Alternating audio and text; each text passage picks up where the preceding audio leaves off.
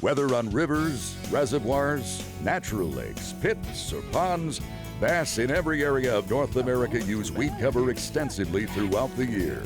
Many techniques have been developed to extract these fish. The first step, though, is for the angler to understand how bass react in the presence of certain habitat options. Oh, now there we go. Now that's summertime bass fishing, folks. I love it. We're trying to pick apart a weed bed here, defining edges within the grass where you have coontail, cabbage mixes. You're having to make precise little vertical drops with some baits that I'm going to talk about to catch these big summertime bass. Boy, they have a lot of energy too. I love it. All right, here you go.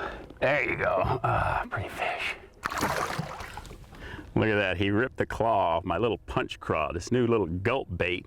That's a narrow-bodied little bait that really drops very cleanly through those thick mats like we're fishing here.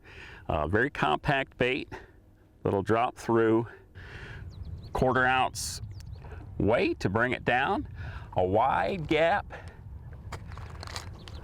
mag EWG Eagle Claw hook. You need that big hook to fight them out of this grass, and the red kind of little fancy look to it. But that wide gap gives you a good bite for these big fish that you can get in the summertime. You got to hook it back in that craw and then hook it along the back and just tuck the tip of that hook in, and that gulp material holds it so well. It's very smooth, but it's right there for you when you get a bite. There we go. Now, we'll experiment a little bit too with the action type of bodies with a lot of appendages. The good old bungee power hog here with the curly appendages and the tail, or the brand new saber-tail bug that's got a nice little curly tail there, couple flappers, and big saber-tail tails that really kick through the water. A lot of times that action will draw some strikes and also create a slow fall for you, as opposed to the more direct, straight down action of the punch craw. All right, let's see if there's any more down there.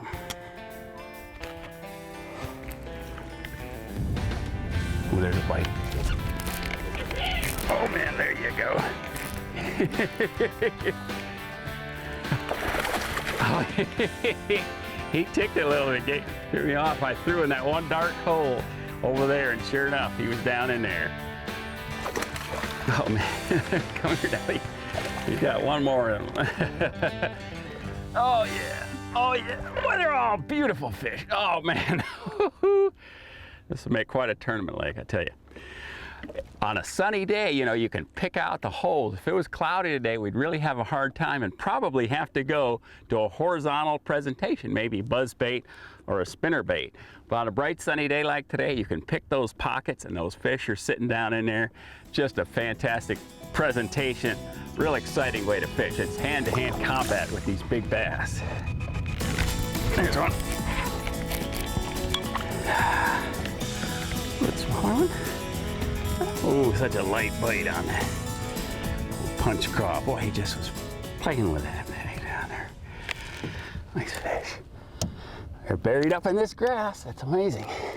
You just got to keep working back and forth in these pockets.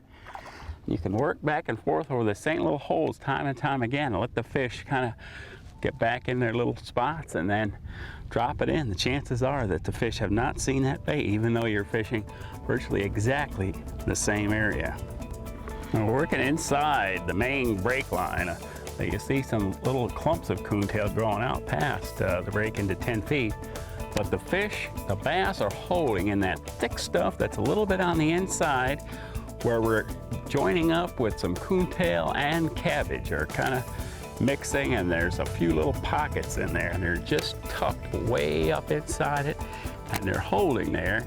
Get the sun at your back and pick out the dark pockets that are those holes in the grass. Make a little short cast, real accurate, little pitch, just to drop it into those holes.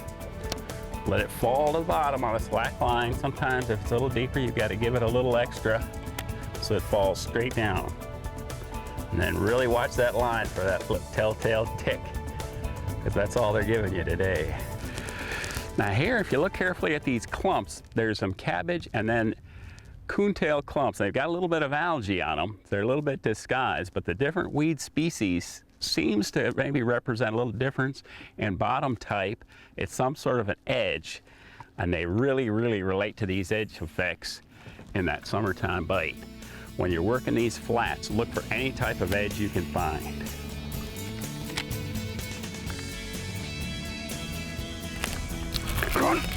Got one. It's a good one here now, folks. Oh yeah, I guess so. Oh man, it's a toad. It's a toad. It's a toad. It's a toad. Oh, come here, baby. Oh man, that's a big summertime bass. Oh, that's what you come looking for. Oh my heavens, look at that.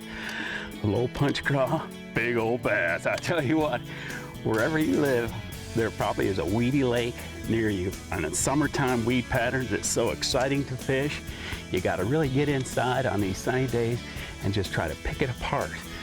Work those vertical drop baits, hit every little pocket, see whether they want a more straight dropping presentation or one with more action, like those power hogs and the little bug.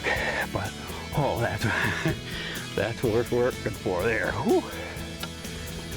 There you go.